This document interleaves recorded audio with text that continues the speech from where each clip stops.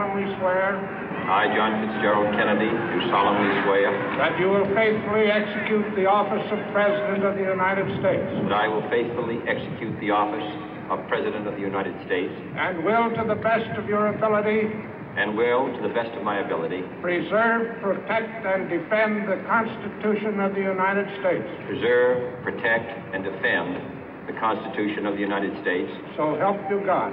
So help me God.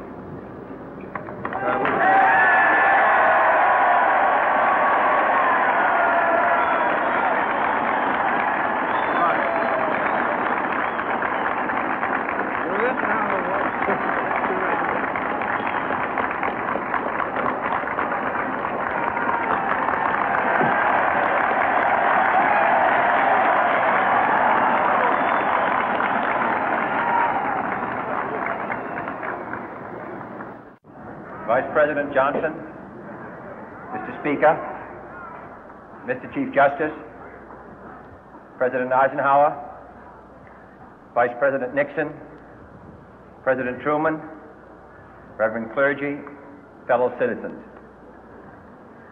We observe today not a victory of party, but a celebration of freedom, symbolizing an end as well as a beginning, signifying renewal as well as change. For I have sworn before you and Almighty God the same solemn oath our forebears prescribed nearly a century and 3/4 ago. The world is very different now, for man holds in his mortal hands the power to abolish all forms of human poverty and all forms of human life. And yet the same revolutionary beliefs for which our forebears fought are still at issue around the globe. The belief that the rights of man come not from the generosity of the state, but from the hand of God. We dare not forget today that we are the heirs of that first revolution. Let the word go forth from this time and place to friend and foe alike that the torch has been passed to a new generation of Americans born in this century, tempered by war, disciplined by a hard and bitter peace, proud of our ancient heritage, and unwilling to witness or permit the slow undoing of those human rights to which this nation has always been committed and to which we are committed today at home and around the world.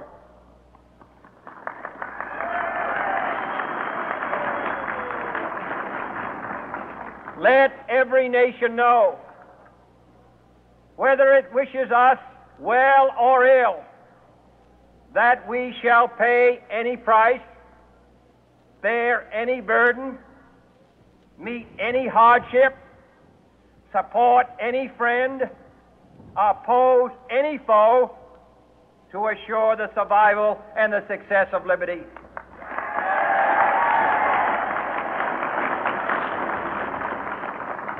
This much we pledge and more. To those old allies whose cultural and spiritual origins we share, we pledge the loyalty of faithful friends. United, there is little we cannot do in a host of cooperative ventures. Divided, there is little we can do, for we dare not meet a powerful challenge at odds and split asunder. To those new states whom we welcome to the ranks of the free, we pledge our word that one form of colonial control shall not have passed away merely to be replaced by a far more iron tyranny. We shall not always expect to find them supporting our view, but we shall always hope to find them strongly supporting their own freedom.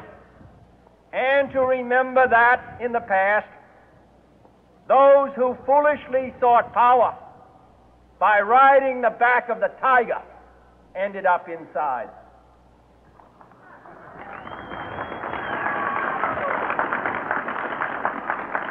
To those people in the huts and villages of half the globe struggling to break the bonds of mass misery, we pledge our best efforts to help them help themselves for whatever period is required, not because the communists may be doing it, not because we seek their votes, but because it is right.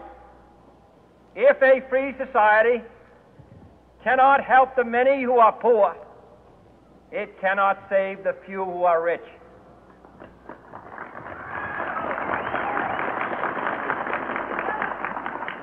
To our sister republics south of our border, we offer a special pledge to convert our good words into good deeds, in a new alliance for progress, to assist free men and free governments in casting off the chains of poverty.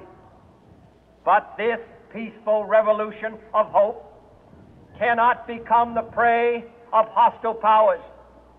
Let all our neighbors know that we shall join with them to oppose aggression or subversion anywhere in the Americas. And let every other power know that this hemisphere intends to remain the master of its own house.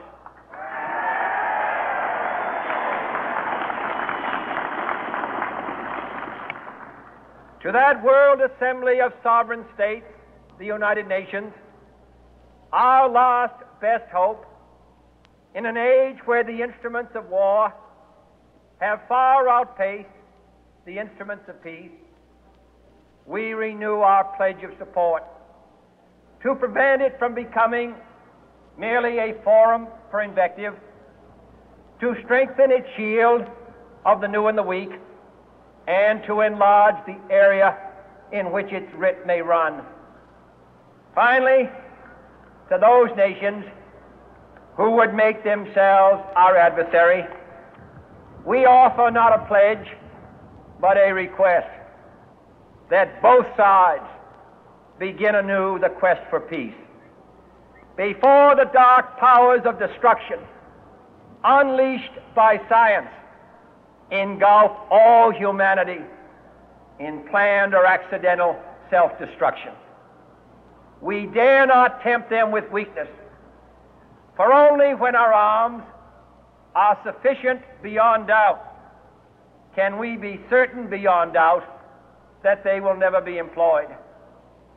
But neither can two great and powerful groups of nations take comfort from our present course, both sides overburdened by the cost of modern weapons, both rightly alarmed by the steady spread of the deadly atom, yet both racing to alter that uncertain balance of terror that stays the hand of mankind's final war. So let us begin anew, remembering on both sides that civility is not a sign of weakness, and sincerity is always subject to proof. Let us never negotiate out of fear, but let us never fear to negotiate.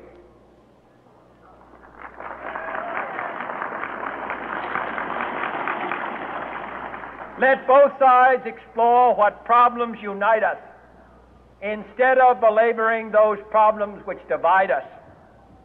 Let both sides, for the first time, formulate serious and precise proposals for the inspection and control of arms, and bring the absolute power to destroy other nations under the absolute control of all nations.